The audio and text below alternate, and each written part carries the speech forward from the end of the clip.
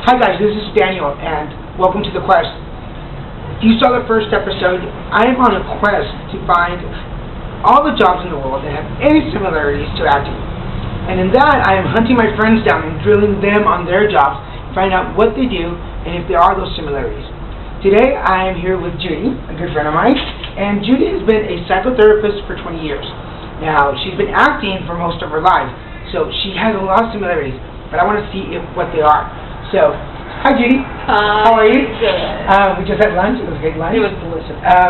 You've been a psychotherapist for 20 years. Yes. And you've been acting since you were a little girl.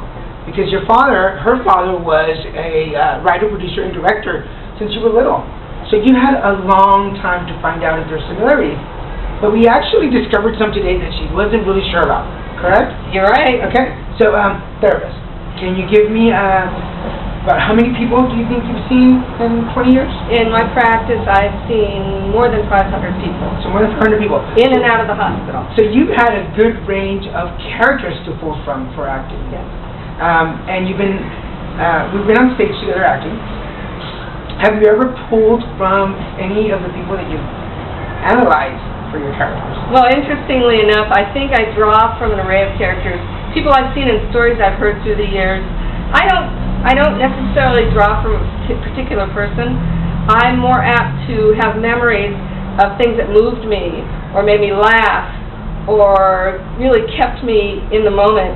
And those are the items that I draw from. Not the person, but the experience itself. So, and those emotions, I wonder, when you go in for an audition, you have this spectrum of feelings to pull from for that particular part, correct? Right. I asked you this earlier. Do you think that where we have this list of feelings and emotions and ranges of personality, your list has gotten bigger? I think I probably have the largest spectrum of emotions that could possibly exist someplace here. I've heard everything. I've heard everything. It's made me cry. It's made me laugh. It made me go home and wonder what I was doing with my life. To this day, I tell my kids, you can tell me anything, and it's not going to surprise me because I've heard it before. Yeah, so don't try pulling one on her. We've done improv together, Yeah. and she's really great at improv. I asked you this earlier, and you weren't quite sure. Using improv when you have a client that might get a little out of hand, sometimes we don't know what to expect. When you've been in front of a director, and you have to control your nerves, and then when you've been in front of a client, you have to control your nerves. You mean, is there a Yeah. similarity? There's absolutely a similarity. I've been in situations where anybody's nerves would have gone off the roof, out of the roof, all over the place. I've had situations where a father and a family got in my face and was ready to beat me up. I've had situations where someone came home from the military to their family, found out their family was seeing me, and decided they were going to stalk me and had an intention to kill me. I've had sessions where people threw things at me. I've worked in rehab centers and mental health centers where people slammed doors in me. People who weren't taking their medication were going to do some awful things to me. So when you go in front of a casting director for an audition, I think you have a tremendous amount of nerves. We all do. We're all stressed out.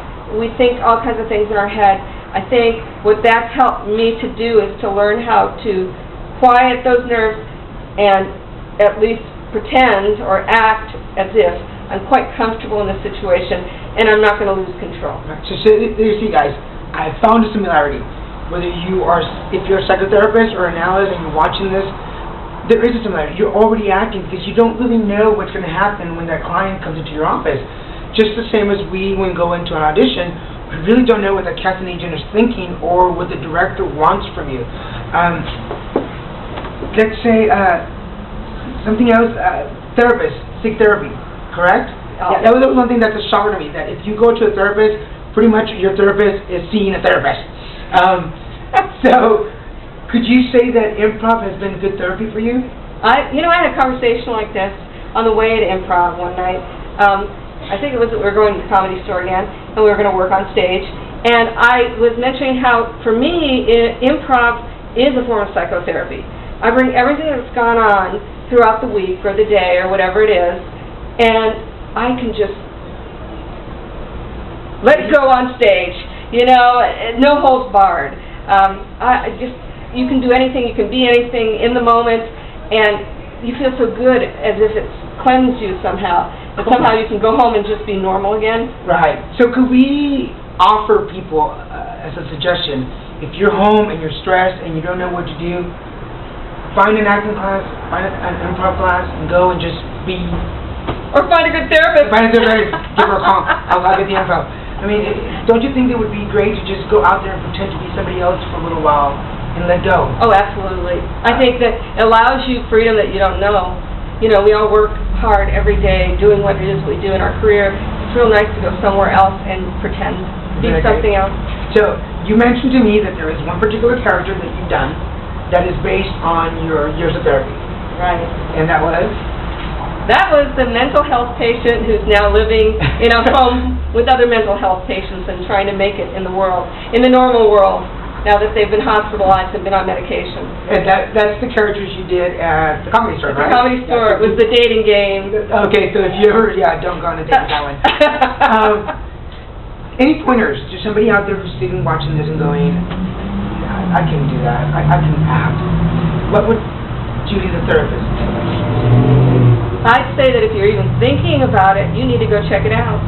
If it's even a little twinkle in your mind, go try it, just to see how it fits. Okay. And I asked you this question before, and let's see if we can go through it. What would Judi the therapist tell Judi the actor that's missing in her life? Wow. Judi the therapist would tell Judi the actor to not allow all the external stuff to affect her, and to just focus on doing what she loves to do, which is acting, and taking it seriously. So would you follow that same piece of advice to other actors out there who are sitting down going, why is my career going nowhere? Why is everything just not right? What would the therapist tell them? The therapist would tell them it's all about being in the right place at the right time, and we don't have any control over it. Cool. So as you see, guys, Judi the therapist / actor is telling you, get up and do it. You've got to motivate yourself. Go out and pretend. If your life is too stressed out, find a class, find an improv group. Just go and allow yourself to be somebody else for a couple of hours.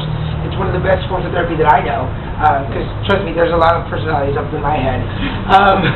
And yeah, they don't all like each other.